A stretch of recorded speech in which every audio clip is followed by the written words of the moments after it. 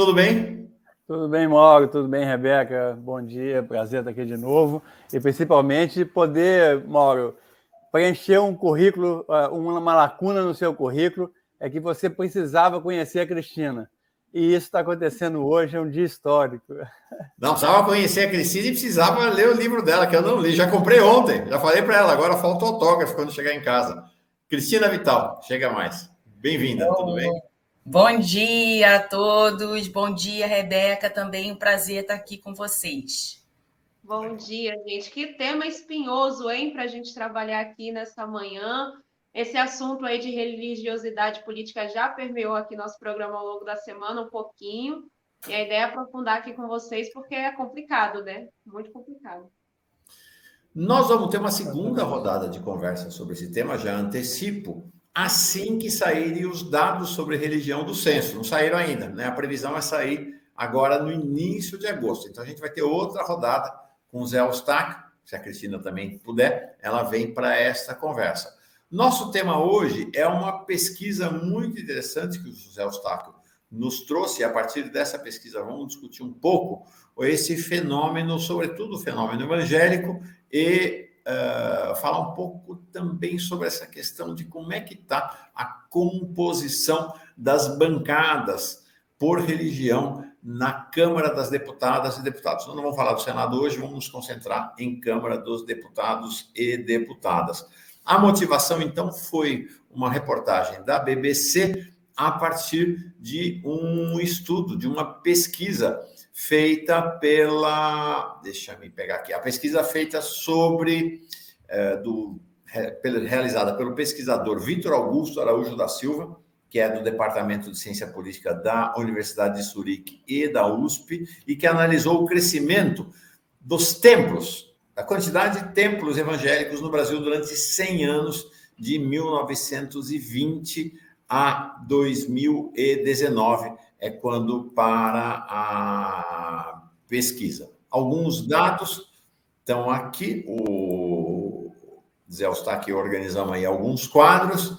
Aqui a expansão dos templos evangélicos, 1920 existe evangélicos no Brasil desde o século XVIII, XIX, 1920 já tinha, por exemplo, a congregação cristã do Brasil já estava aqui, mas a explosão vai acontecer mesmo ali a partir dos anos 80, tá certo? Então a gente vai ter, para que se tenha uma ideia, em 1990 tinha 17.033 templos evangélicos. Agora, em 2019, 109.560 templos. É chocante, realmente, é impressionante. Só em 2019, 6.356 templos abertos, dá 17 por dia, divididos assim. Templos pentecostais, 48.781, neopentecostais, 12.825, igrejas missionárias, 22.400 templos no total, não determinados, 25.554 templos. Queria submeter a esses números à avaliação de vocês. Olha, Mauro, essa pesquisa do Vitor, eu confesso para você assim, que eu sempre quis pesquisar essa questão do cadastro de empresas, né, onde você pode fazer esse levantamento. E o Vitor conseguiu fazer uma coisa interessantíssima. Ele criou um algoritmo que conseguiu contar, porque, pensa bem, são desde 1920, você pegar todas as empresas do Brasil, classificar os templos religiosos, aí dividir por denominações evangélicas, etc. Então, assim, é uma pesquisa super bem-vinda, muito oportuna, e ela confirma outros dados que a gente já tinha até discutido aqui sobre o avanço dos evangélicos no Brasil e que a gente chama de transição religiosa, né? Que basicamente é o crescimento dos evangélicos, o crescimento dos sem religião, o crescimento das outras religiões e a diminuição da Igreja Católica, né? A Igreja Católica virou doador universal, né? Tem uma pesquisadora que mostra isso, né? O católico é o doador universal. Então, essa pesquisa confirma, e eu acho muito interessante pelo seguinte: existia uma discussão determinada época aí, que bastava, por exemplo, você comprar televisão, jornal, rádio, né, tipo a Igreja Universal faz, né, que você conseguiria atingir todos os fiéis do Brasil. Então, você não precisava de templo, né? Você, por meio digital, você atingiria as pessoas. Mas o que a literatura mostra é que o templo ele é fundamental para fidelizar as pessoas na igreja. Você pode atingir as pessoas via televisão, via rádio, via internet, mas se você não tiver o templo, você não consolida essa base aí de fiéis da igreja, né? Então, assim, o templo é extremamente importante para a gente entender esse crescimento dos evangélicos no Brasil. Cristina, então, qual o seu olho?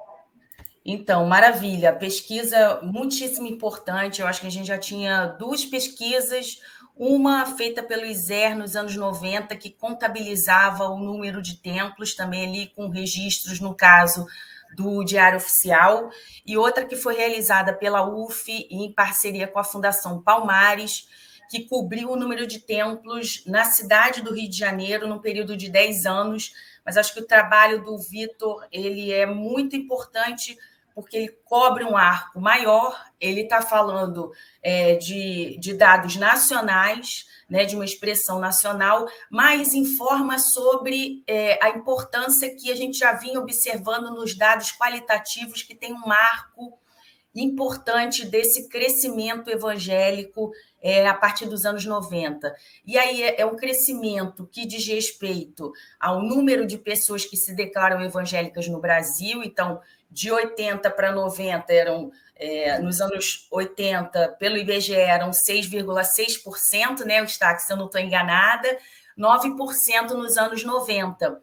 Agora, além da declaração, o crescimento de templos ali era muito significativo, mas um elemento ainda mais importante que o Vitor sinaliza ali com esses dados do crescimento de templos era o impacto da presença evangélica ali nos anos 90.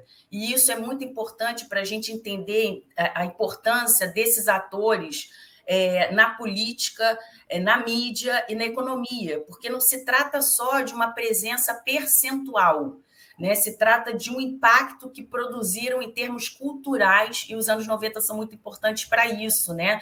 Porque a gente tem ali o período pós-constituinte, e no próprio estudo ele aponta como essas legislações, tanto da isenção de impostos ali dados pela Constituição, também como uma legislação em 2003, foram legislações importantes nesse processo de crescimento dos templos, como outras que a gente vai acompanhando, né?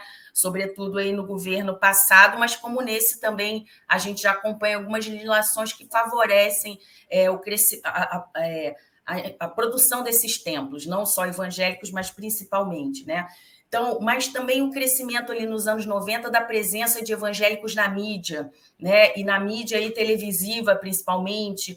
Também foi um evento marcante ali nos anos 90, que foi o Chute na Santa, que revela o que pesquisadores já vinham falando sobre essa que era chamada no período Guerra Santa, né? que envolvia ali a teologia do domínio, o crescimento dessa teologia do domínio, a valorização da teologia do domínio, dessa disputa, né, com os orixás e entidades do candomblé e da Umbanda, levantada principalmente por igrejas neopentecostais, sobretudo a IURD naquele momento, a partir das suas mídias, jornais, televisão. Então, aquilo desmascara também uma violência que era histórica no Brasil e revela... Mas o interessante disso e o perigoso disso é que isso torna um capital, né, que é disputado pelas igrejas, e a gente pode ir falando um pouquinho mais ao longo sobre isso. Também o período do impacto cultural relativo à formação desses grandes eventos religiosos na cidade. Aqui no Rio de Janeiro, a gente experimentou momentos assim icônicos, né, daqueles cultos no Maracanã, as pessoas jogando óculos, jogando muletas, né? Porque era assim a condução dos cultos feitos pelos pastores à época, porque a cura e libertação se dava ali por um ato fundamental. Então, os anos 90 como apontado aí como um período de importante crescimento no número de templos, ele é também um período que marca não só o crescimento percentual daqueles que se anunciam como evangélicos, mas também da importância cultural que esse segmento em especial produz na sociedade brasileira. Agora, um outro número, Eustáquio, que ele traz ali bem interessante, e que a gente, nesse levantamento que fizemos na UF, Fundação Palmares, era das igrejas que não compõem, digamos assim, esse arco das denominações já identificadas, né? Então, esse fenômeno de crescimento ele é muito importante. Esse não determinado aqui, né? Esses não determinados, porque isso sugere também a gente que o número de templos evangélicos no Brasil, na verdade, é ainda muito maior do que esses que ele consegue identificar, como a gente viu também na pesquisa que foi feita no ISER nos anos 90, porque há um número de registros, né? Mas a gente que sabe que o crescimento evangélico é principalmente em favelas e periferias, são várias as igrejas ali, essas pequenas denominações que surgem sem registro. É claro que interessa a elas o registro, até porque a partir do registro elas conseguem recursos, conseguem participar de campanhas nacionais de doação de cestas básicas e tudo mais, mas há um número muito grande que abre ali essas igrejas de garagem, chamadas assim, que não tem registro. Então, é certo que é um número muito maior ainda que esse aí registrado. É interessante, Rebeca, quero que você entre nessa conversa. A gente comenta muito, a Rebeca mora em Taboão da Serra, mas trabalha em jornalismo lá em Paraisópolis, onde eu atuei, junto à Igreja Católica, lá como ministro da Palavra durante 2 anos. E, de fato, assim, em todo canto tem uma garagem, tem um cantinho com uma igreja, e que não é Assembleia de Deus, não é universal, são igrejas que a gente nunca ouviu falar antes, né? E são pequenos centros comunitários no interior da favela que pululam, né? Tem em todo canto. Rebeca, entra. Não, é isso mesmo. É isso mesmo. E eu venho de uma base religiosa também, né? Meus pais são pastores, embora também sejam envolvidos com política e tudo mais. E tem uma visão mais progressista, né, da coisa, e isso é muito bom. E aí eu me lembro de fatos que permeiam a própria Bíblia, né? Que é o livro aí universal dos evangélicos, enfim, das igrejas e tudo mais. A gente tem José do Egito, que foi o governador, né? Que acho que os primeiros registros ali de política que existem na Bíblia, de toda a articulação que ele tinha que fazer ali com aquele faraó, e era um papel importante ali para os hebreus, né? José do Egito era o representante de Deus ali e atuando na política. Depois disso, a gente passa por aquele período lá de Davi, né? Que assumiu como rei, também tinha todas as tramitações jurídicas e políticas ali para coordenar aquele povo, o próprio livro de Juízes, e depois a própria passagem de Jesus pela Terra, quando teve que enfrentar muitos políticos ali da época também, né?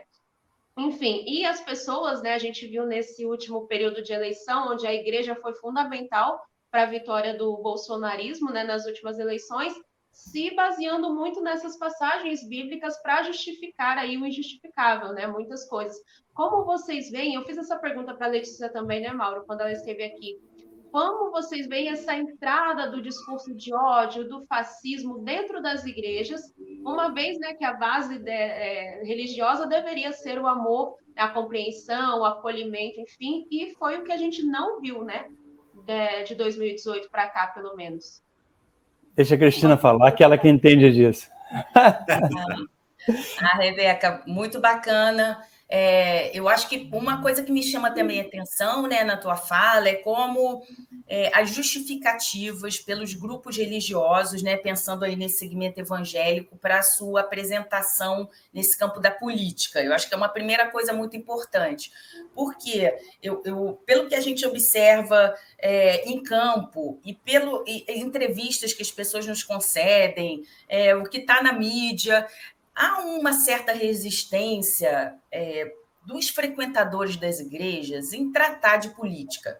As pessoas geralmente estão indo aos templos para uma experiência espiritual, para busca de consolos e entendimentos variados, né? Então, tem uma busca ali que ela vai no contrário dessa questão da política. Mas são várias as lideranças, e a gente vê isso no segmento de esquerda, como também aí de direita, né, que validam a importância dessa presença religiosa na política. E aí, por variados motivos, uns mais ligados à questão da justiça social, da ampliação de direitos, outros mais ligados à importância da produção do sal da terra, né? Como se os evangélicos fossem ser o sal da terra a partir da participação na política. Então, são aqueles que vão levar a luz, que vão levar a correção. Tá? E é nesse sentido que uma série de pautas se pronunciam.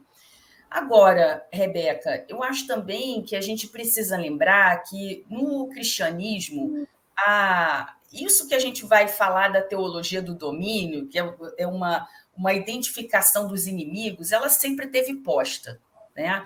E as igrejas, elas não são apartadas da sociedade, elas caminham junto com a sociedade, no movimento dialético de produção da sociedade, ao mesmo tempo que recebem o que está na sociedade mais geral. Então, a gente veio caminhando no sentido global, e aqui no Brasil também, a gente tinha uma autoidentificação como um país pacífico, da democracia, seja aí no âmbito racial, como da paz religiosa, né?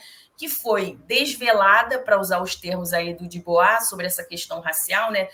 Cai o véu dessa violência que constitui o Brasil, e isso foi muito positivo, num certo sentido, que é do enfrentamento das questões que estavam cobertas, mas também isso informa sobre um contexto de conflito, né, que vem à tona. E aí isso vira capital para vários grupos. Isso aí que eu acho muito importante. Então, o que a gente veio acompanhando por algumas igrejas, muito recentemente, falando da morte aos homossexuais, né?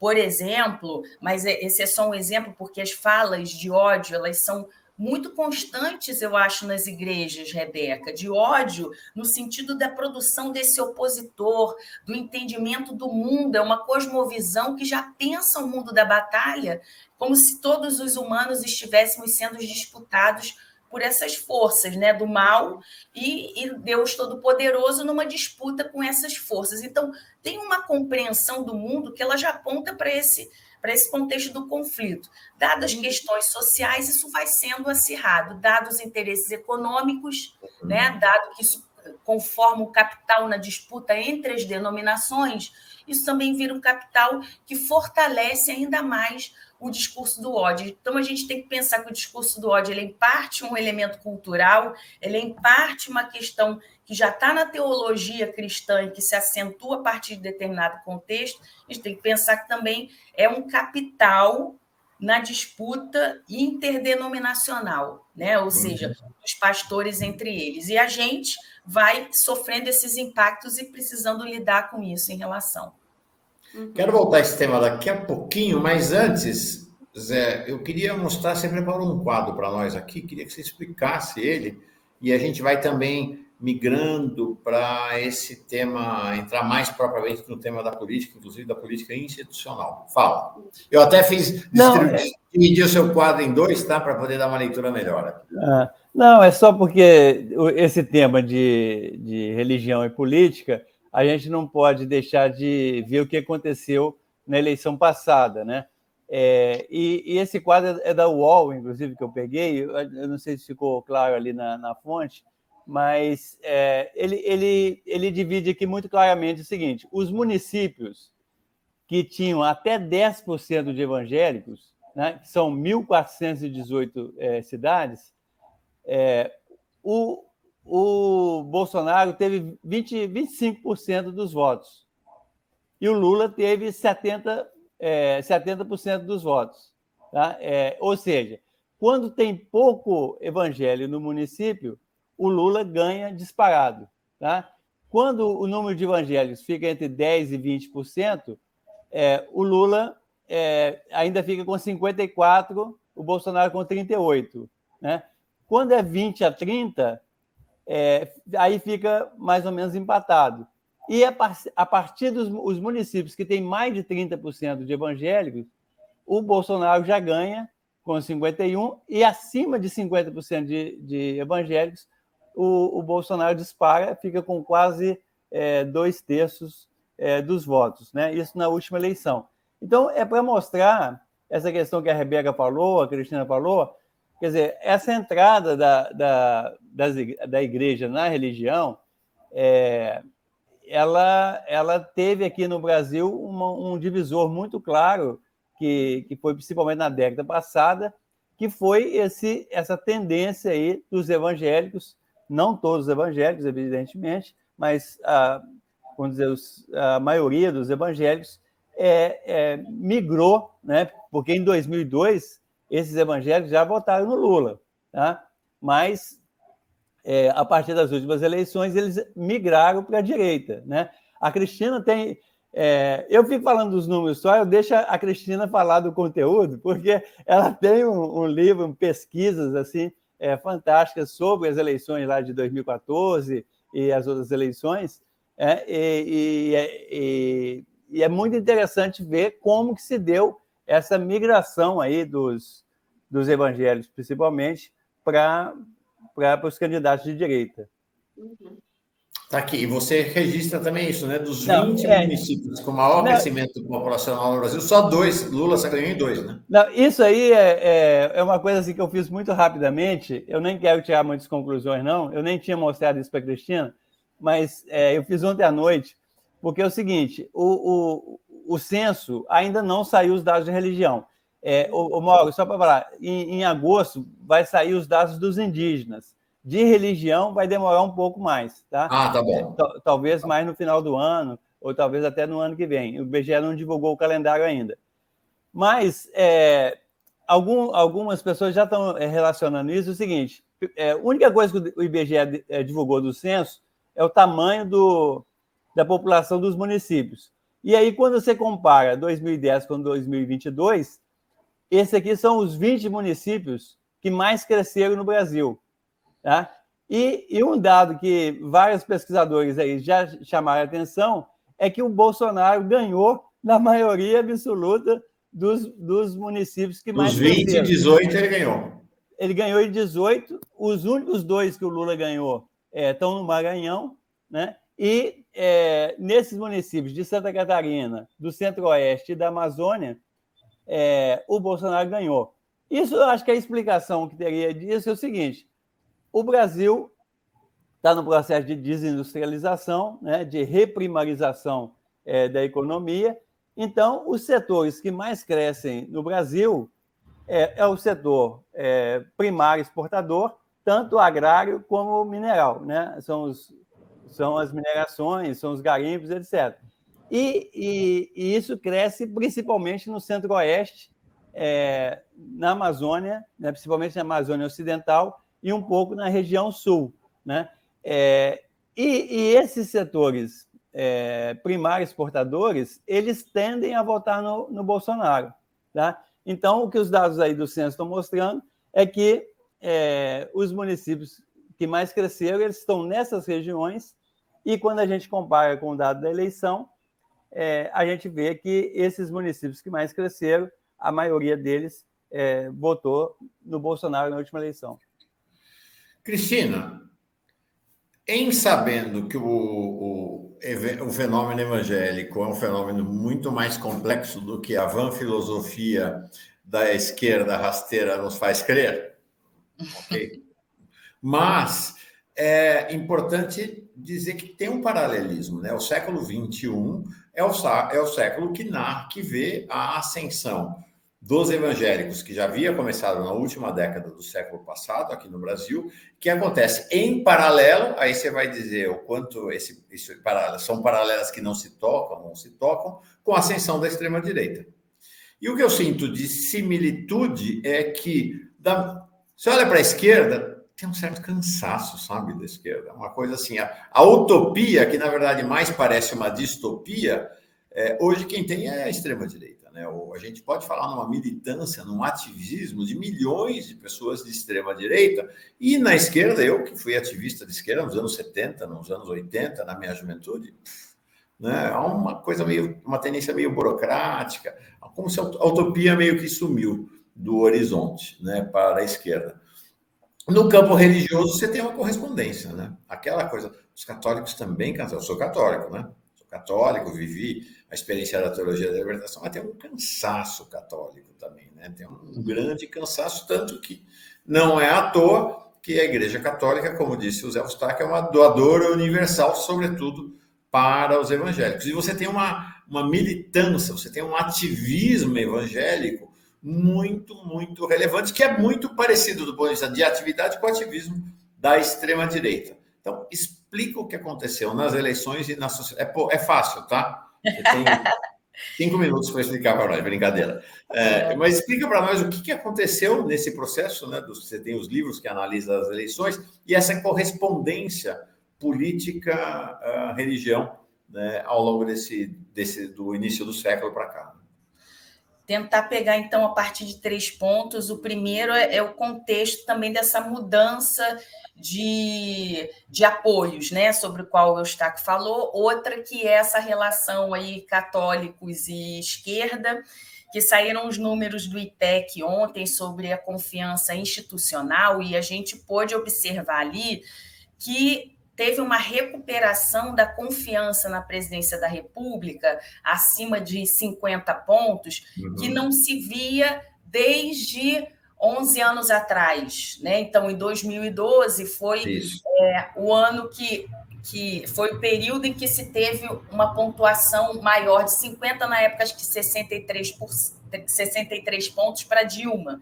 Então, teve uma recuperação aí que é bem significativa, só que quando a gente olha os dados lá por religião, entre evangélicos, fica com 47 pontos.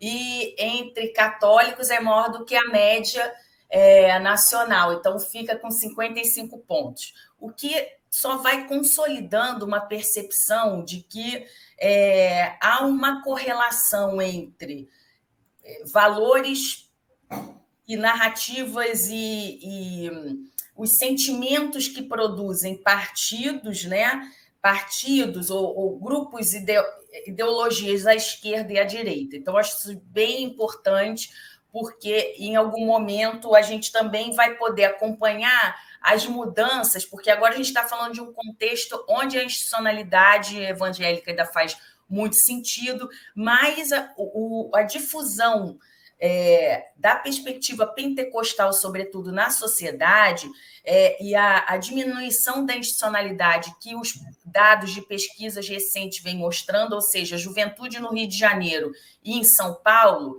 sobretudo em periferias, ela tem um percentual maior de sem religião do que ligados a religiões. Então, isso também aponta para o futuro, né, Eustáquio, assim, uma mudança até nessas projeções que a gente fazia dos evangélicos serem maioria em termos absolutos, né?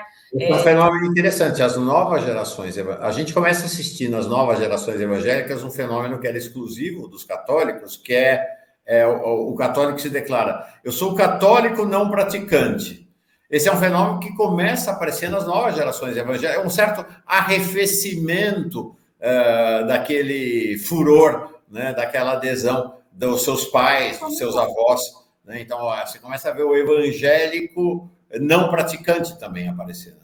Isso é muito importante, porque até o caráter histórico aí da pesquisa do Araújo também é isso, porque ele marcou um momento em que essa presença física dos templos ela é muito importante, mas é possível que, pensando essa relação igreja-sociedade, daqui a um tempo, dada o processo de baixa institucionalidade, que a gente já acompanha isso tem uma importância menor, outras dinâmicas vão se anunciando, né? Então, esse é um ponto que eu acho importante da gente observar para pegar isso que você falou, muito importante, Mauro, dos sentimentos, que eu venho pensando também em termos dos sentimentos públicos. E, de fato, a esquerda foi anunciando questões importantes, revelando o conflito, né? Então, desvela o conflito, o Brasil nesse país mais tão animado, tão cheio de amor e tudo mais. Então, isso cai por terra por um lado. Por outro lado, as questões que a esquerda assume como questões importantes, porque são questões importantes em termos globais, ligadas ao meio ambiente, né? A questão do racismo estrutural, fundamental abordar isso, né? A questão do machismo também estrutural, para falar só de algumas questões e do que isso produz em termos dos sentimentos públicos. Por um lado, sim, a importância da luta, mas por um outro, isso do ponto de vista da racionalidade, mas do ponto de vista do sentimento que isso produz, muitas vezes está ligado a uma questão assim que parece tão maior que é impossível mudar. E a gente também tem uma narrativa contra o mérito, ou melhor dizendo até, contra a meritocracia. E aí, o que acontece? Os grupos de direita no Brasil, e essa aliança com esses grupos evangélicos, e cujo maior crescimento está entre os pentecostais e os neopentecostais, e a dinâmica da teologia da prosperidade é muito importante ali, e a teologia da prosperidade se engana quem pensa que a teologia da prosperidade é só a valorização do dinheiro, não, é a valorização da disciplina como elemento fundamental para o progresso, para a vitória, né? Para a vitória sobre as diferentes adversidades. Então, essa dinâmica, ela aponta para o mérito, para a valorização do esforço individual. E aí isso produz um sentimento de potencial mudança, ou seja, pelo esforço próprio, eu posso conseguir, eu posso superar o racismo, eu posso superar o machismo, a violência doméstica, eu posso crescer financeiramente nessa perspectiva da teologia da prosperidade. E a esquerda, ela oferece o quê em paralelo a isso, né? Se as questões elas são de fato estruturais, é uma luta coletiva, é claro. Só que as pessoas, como você usou um termo muito importante, que o Byung-Chul Han já falou disso muito bem, que é o cansaço. Tem um cansaço, né? E ele é estrutural, em parte são as condições materiais de existência das pessoas, né? Que informam sobre esse cansaço, a precarização, sobretudo assim no Brasil, nas cidades. As igrejas oferecem esse acolhimento e a ideia de que você individualmente vai conseguir suas coisas, ela parece mais animadora porque é mais factível, né? E mais imediata nesse sentido, né? Você participar de uma campanha na igreja e a partir daquilo conseguir alguma coisa. Então tem um elemento aí do sentimento público que é muito importante. Então acho que a esquerda, para acessar um grupo que é enorme, né, de pessoas nas cidades, mas diante dessa precarização, isso, vai ter que mobilizar os sentimentos de mudança, né? E que a gente ficou muito na denúncia, talvez, né? Mas sem fazer a autocrítica aqui, porque o cenário é muito complexo, não é só uma questão de narrativas, né? Mas acho muito importante a gente recuperar essa ideia da utopia que ficou muito ligada a essa recuperação dos valores. Eu tenho trabalhado essa ideia da retórica da perda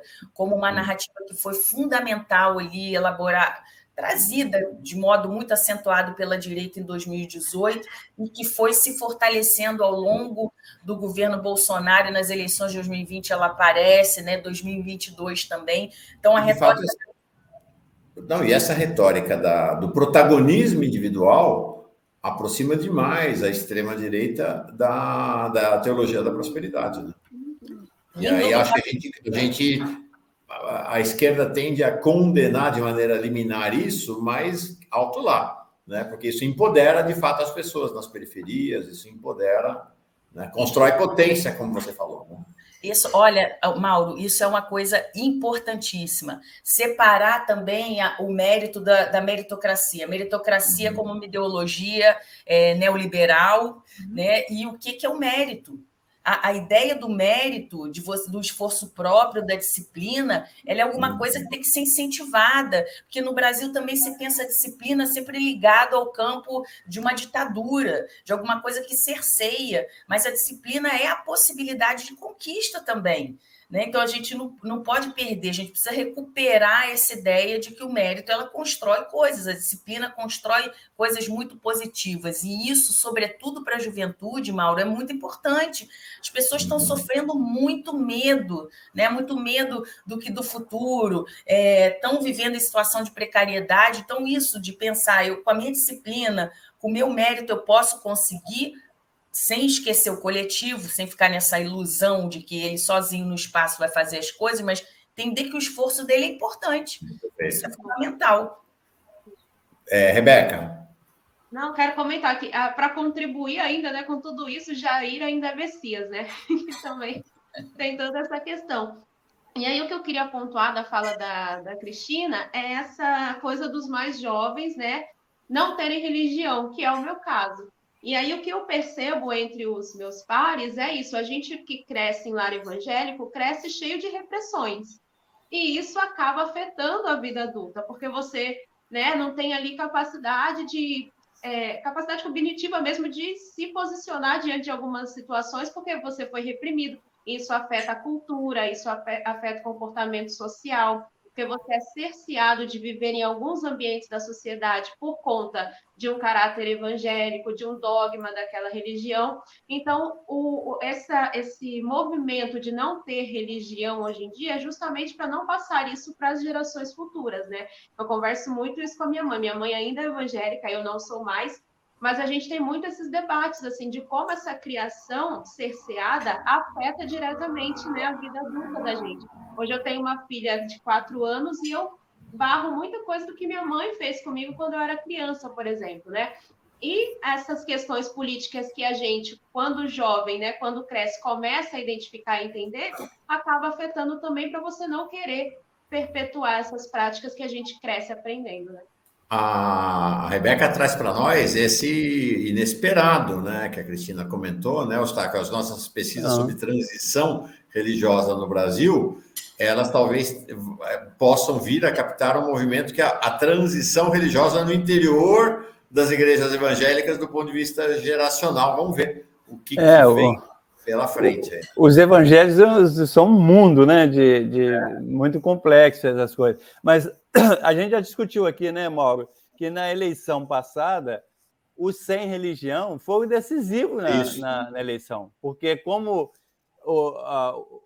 empatou mais ou menos o católico e o evangélico, quando você soma os dois, o voto do Lula e do Bolsonaro empatou, né? O Lula ganhou entre os católicos, o Bolsonaro ganhou entre os evangélicos, mas devido ao peso diferente, houve mais ou menos empate. Então, quem decidiu a eleição foi o sem religião.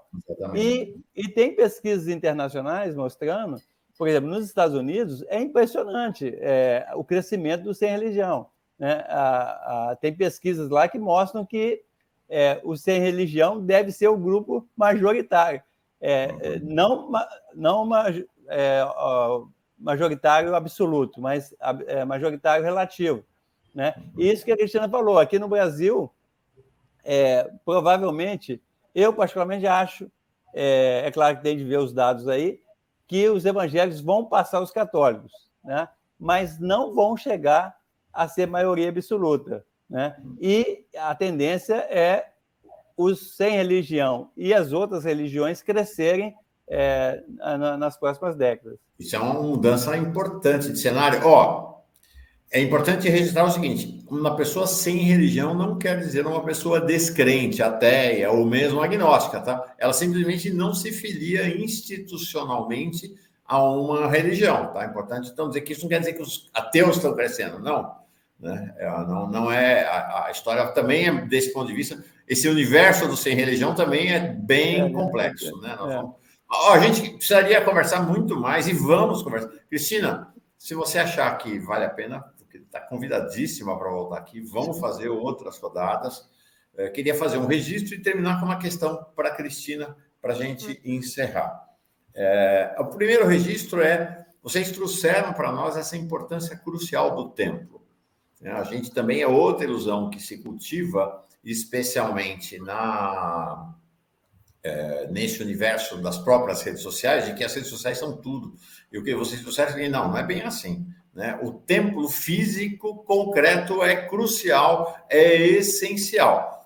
E não é à toa que a principal decisão da Constituinte em relação às religiões, e com impacto muito grande, esse impacto viria nos anos 90, ao longo dos anos 90, foi a isenção dos templos. Os templos são isentos de pagar imposto. Na reforma tributária agora, já foi aprovado que não apenas os templos, as organizações assistenciais e beneficentes vinculadas a essas igrejas também não precisarão pagar mais imposto. E neste momento, no Senado, há uma pressão muito forte de evangélicos e também, sobretudo, da direita católica, para que esta isenção seja ampliada.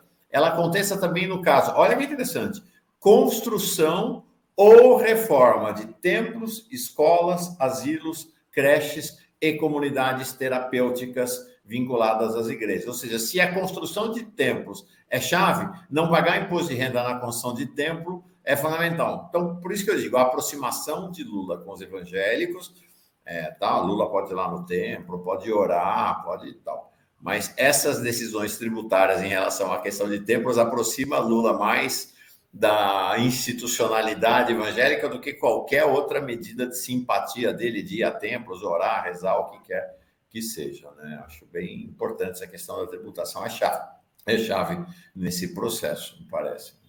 Então, para encerrar, vou trazer uma questão. A gente está com um pouquinho de tempo, mas não queria deixar de você nos dar uma palhinha, Cristina, e desde já fica convidada para voltar, se você achar que vale a pena, que a casa é boa, que o café é quentinho, sobre a questão da repercussão das eleições no Congresso Nacional. Então, saiu uma pesquisa feita, inclusive você participa lá, é uma pesquisa feita pelo ISER, né? O ISER é um importantíssimo centro de pesquisa, vinculado originalmente, inclusive, ao pessoal da Teologia da Libertação, Instituto de Estudos da Religião, com a agência, que é a Agência Pública publicou, mostrando nesta eleição agora como é que está a distribuição da religião entre os deputados federais eleitos. São 513 parlamentares, 45,4 se declaram católicos, 14,8 evangélicos, 16,2 cristãos, 19,9 não identificados. Importante dizer que, em geral,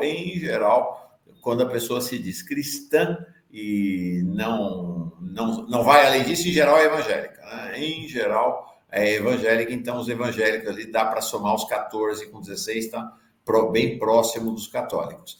Entre os evangélicos, este é o cenário, são 25 parlamentares vinculados à Assembleia de Deus, 15 da Igreja Batista, 14 da Universal, 3 da Presbiteriana do Brasil, 2 da Igreja Mundial do Poder de Deus e 3 da Igreja Internacional da Graça de Deus. E você tem no Congresso hoje 2 frentes parlamentares constituídas e uma frente parlamentar em constituição.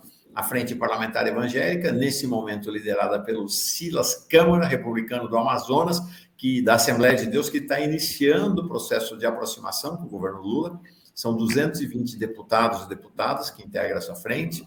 A Frente Parlamentar Católica Apostólica Romana, liderada pelo Eros Biondini, do PL de Minas Gerais, vinculado à Canção Nova, de extrema-direita, tem 200 deputados e deputadas que assinam, e a Frente Parlamentar em Defesa dos Povos Tradicionais de Terreiro, que está sendo organizada nesse momento sob a liderança da deputada Érica Cocai, do PT do Distrito Federal. Importante dizer, não é que todo parlamentar evangélico, todo mundo que está na Frente Parlamentar Evangélica seja evangélico, né? Até me estranhei, o deputado Carlos Aratini, fomos ambos do Partido Comunista da Juventude, e está lá na Frente Evangélica. Ontem eu falei, porra, você virou evangélico? Falou, não, eu estou na Frente Evangélica, quero ser chamado para as reuniões e tudo, mas não sou evangélico, não.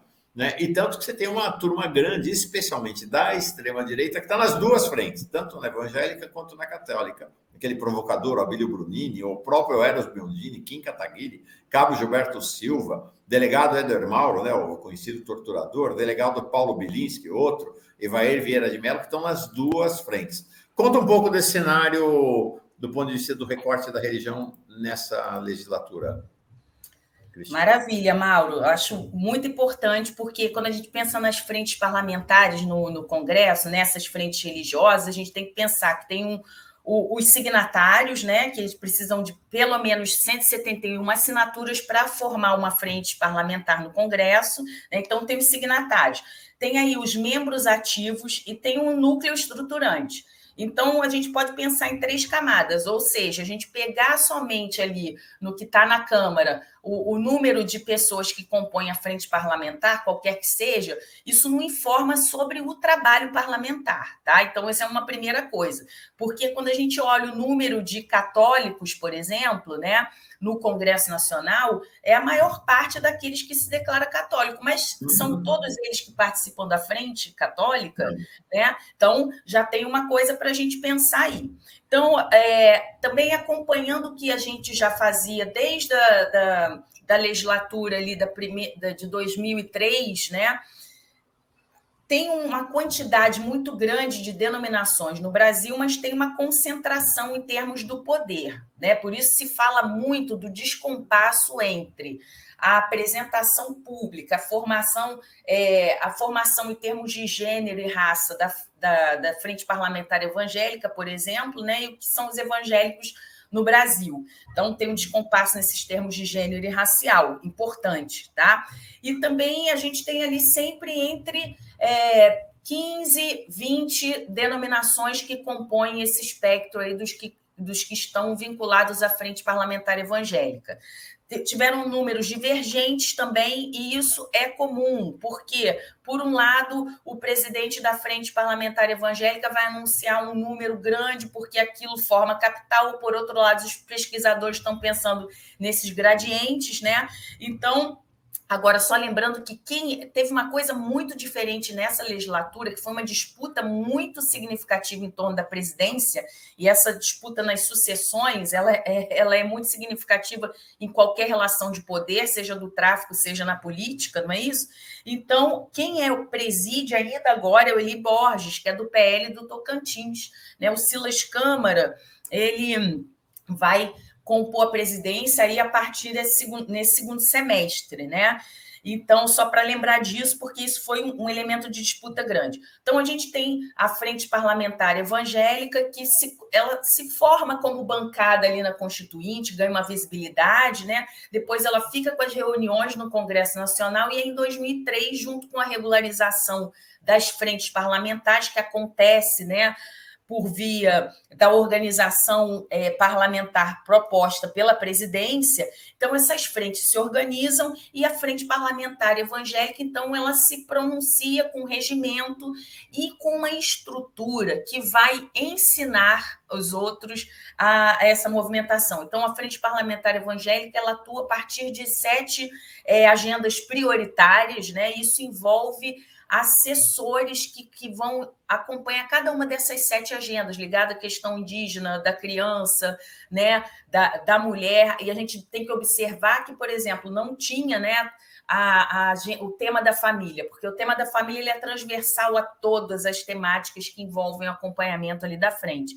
Isso a gente soube também com a entrevista com a Damares Alves, lá em 2012, que a gente fez para o primeiro livro. A gente entrevistou o Bolsonaro também naquele período, que nunca compôs a Frente Parlamentar Evangélica, mas era um ADE, né? Um aliado dos evangélicos desde muito tempo aí atrás, tá? Então, a Frente Parlamentar Evangélica, que já tem uma diferença muito grande em relação à Frente Parlamentar Católica. A gente vai fazer entrevistas, como aconteceu no ISER, a gente procura as pessoas, e as pessoas não se identificam muito como frente orgânica, a Frente Católica, né? Então, tem o Eros Biondini, o Givaldo Carimbão, né, que foi o presidente da frente em momento anterior, e que aí a Frente Parlamentar Católica, que surge em 2015 oficialmente, embora como pastoral parlamentar já existisse também desde a Constituinte, ela se pronuncia da seguinte forma, Mauro, assim, diferente de qualquer outra frente.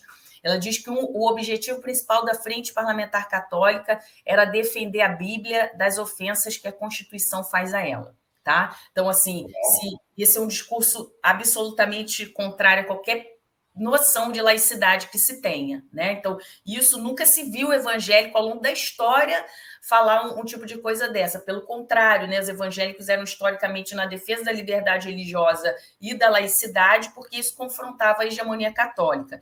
Então, tem algumas diferenças. E a terceira frente, que é essa parlamentar de terreiros, digamos assim, que surge em 2011, né, aí com a base importante do movimento social, diferente da conformação das outras 2 frentes, né? Então, o movimento social, o movimento religioso afro e movimento negro, muito importante na formação da frente. Outra diferença que, em relação, por exemplo, à frente evangélica, é que não tinha nessa conformação nas outras 2 legislaturas pessoas que eram sacerdotes, né? Ou seja, pessoas que estavam na hierarquia religiosa que compunham a frente. Isso faz uma diferença em relação à evangélica também. E a defesa dos temas culturais, né? Na frente de terreiros, uma frente que afirma a laicidade, o combate à intolerância religiosa, e também a questão do território e da comida de verdade, que faz uma diferença assim, muito importante. também com um núcleo, esse aí, o núcleo estruturante bem pequeno, centrado mais em partidos de esquerda e centro-esquerda. Acho que era isso, Mauro. Não sei se você quiser que eu fale mais. Nossa, que corrida! Não, te botei para correr aqui para falar rapidamente, que a gente estava acabando, infelizmente já ultrapassamos bastante tempo, mas olha, eu estava comentando aqui com o Plínio, eu vou sair junto com vocês dois também, o Plínio vai conduzir a conversa agora junto com a Rebeca e o Raimundo Bonfim, tem um compromisso, mas eu, por mim, iria até meio-dia conversando com vocês aqui, acho que realmente é uma das conversas mais atraentes e interessantes que a gente pode ter aqui. Então, desde já, fica um convite para a gente retomar esta conversa assim que você, Cristina, e vocês, Eustáquio, puderem, se quiserem. Claro, queria agradecer demais a ambos. Eustáquio, meu mestre, obrigado. Eu que agradeço aí. Um abraço, Rebeca, um abraço, Mauro, um abraço, Cristina. Cristina, prazer te conhecer. Muito obrigado. Muito obrigada a vocês, adorei ouvir Rebeca, Eustáquio e Mauro também. Muito bom. Valeu. Beijo, tchau, gente. Até a próxima. Beijão.